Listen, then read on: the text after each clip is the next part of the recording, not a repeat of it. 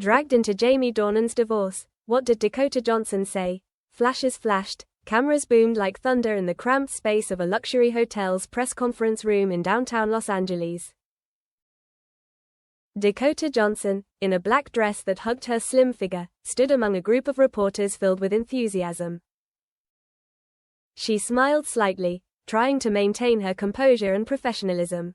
At the microphone stand, her PR manager, Lisa, had everything ready, from pre-approved questions to Dakota's next schedule. A glance at the smartphone screen revealed the scene in the brightly lit hall that could not have been more different, a press conference for a new film Dakota was starring in, an opportunity for her to talk about art, about the challenges of her character, about her passion. But in just a moment, that space was suddenly disturbed by an unrelated question. What do you think about the rumor that Jamie Dornan and his wife are apparently divorcing? Does that have anything to do with you? Dakota froze. In that moment, the professional smile, the precious jewel of an actress, suddenly became ridiculous and shattered like a broken mirror. She had never known who the reporter was, had never heard his name, and did not want to hear that question. The first, haunting, feeling. Dakota sank into a chaotic stream of thoughts. She recalled the recent news about Jamie, her former co-star in a movie that had made them both a phenomenon. They had been close, had had comfortable moments together, even had funny behind-the-scenes stories that she still remembered. And now, the sudden news of the divorce. She wondered what had really happened between Jamie and his wife.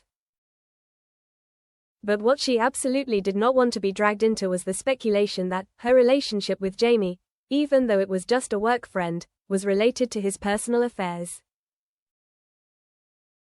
Can you tell us if the divorce was caused by your relationship with Jamie? The reporter asked. Dakota's artistic pride was instantly aroused, like a wild animal. She took a deep breath, trying to keep her voice calm, but it only lasted a few seconds before her anger rose. It felt like an electric current was running through her chest. Why are you asking that? Her voice was cold. The sudden challenge was like a slap in the face, unpredictable and extremely tactless.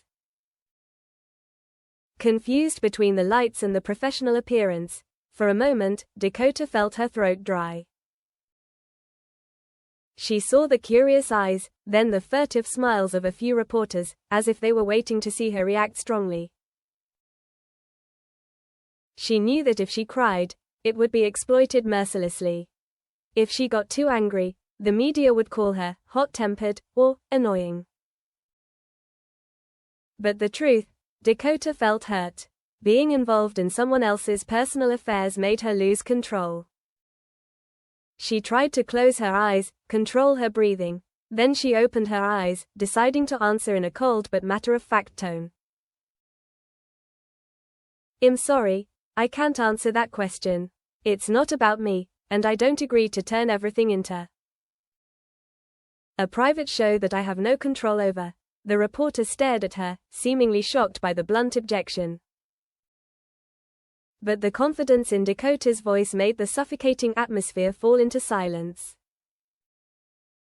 The reporter's fangs couldn't bite her any further.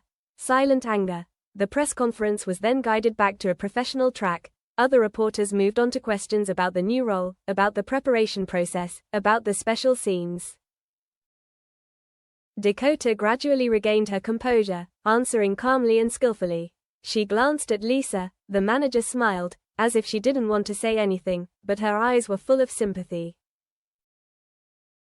After the event, in the temporary dressing room, Dakota stood in front of the mirror, her hands shaking as she wiped away the tears that were half closed. No, she wasn't crying. But the anger and the feeling of being violated still lingered inside. She picked up the phone and called a close friend from acting school, the one who always understood her best. I feel angry. Why can't they leave everyone alone? Why do they drag me into this, just because I acted with Jamie? You listened, then replied, because you can't sell a drama without a story, and a famous actress like you is the perfect ingredient. But they forgot one thing: you're not a rumor.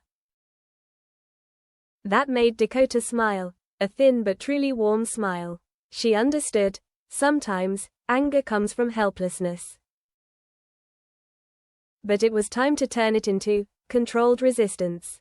She practiced breathing, closed her eyes, and decided, I'm okay, I will get through this. Blurry thoughts. In the days after the press conference, Dakota hid in her apartment, as far away from the noise as possible. But social media did not ignore it. Headlines like, Dakota gets angry when asked about Jamie's divorce, Dakota Johnson upset about being brought up in gossip column. She looked down at a photo a blogger had posted of her turning away, frowning, an expression she despised herself for showing. But she remembered her friend saying, "You're not a gossip columnist." She wondered, am I wrong to be so angry? She cried for the first time, not out of anger, but out of a sense of being misunderstood, of being included in a story that wasn't hers. Meanwhile, Jamie, even though it was just a divorce, was being questioned by the press.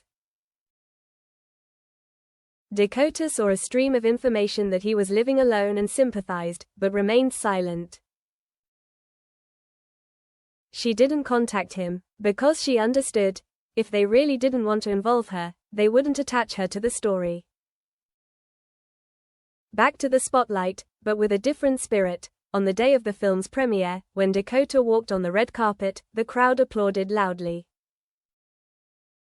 But in her heart, for the first time, there was no longer a desire for light or attention. Instead, there was a quiet determination: I will be myself. And I will only come out to talk about my work.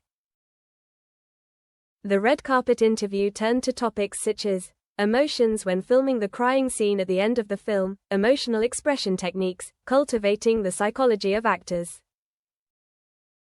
When a reporter accidentally asked about Jamie, but this time only stopped at, "Do you feel attached to Jamie after the film?" Dakota smiled slightly, replied, "Jamie is a great actor, and I love him. But let's just leave the story there, between us. In the beautiful memory of a film we made together." That answer left the reporter unable to dig deeper, unable to tease out her emotions any further. Dakota was resolute, reserved, but dignified. The end, the calm after the storm. Finally, everything calmed down. The media moved on to another scandal, another movie, another face. Dakota could not control the public attention, but she learned to keep her own sphere, so as not to be disturbed by matters that did not belong to her. One summer afternoon, she sat on the balcony looking out over the Los Angeles sky dyed in the color of sunset. The gentle wind blew her hair. She closed her eyes, took a deep breath. No more resentment, no more desire to rebel. Instead, there was relief, because she had done the right thing. I don't participate in drama. I'm just a storyteller. If the story isn't mine, I won't get involved. The fictional story ends there. One actor, one tense moment, one attempt to redeem herself amid a whirlwind of gossip. My imagined Dakota Johnson is not humiliated, not broken, but upright, calm and, most of all, still herself.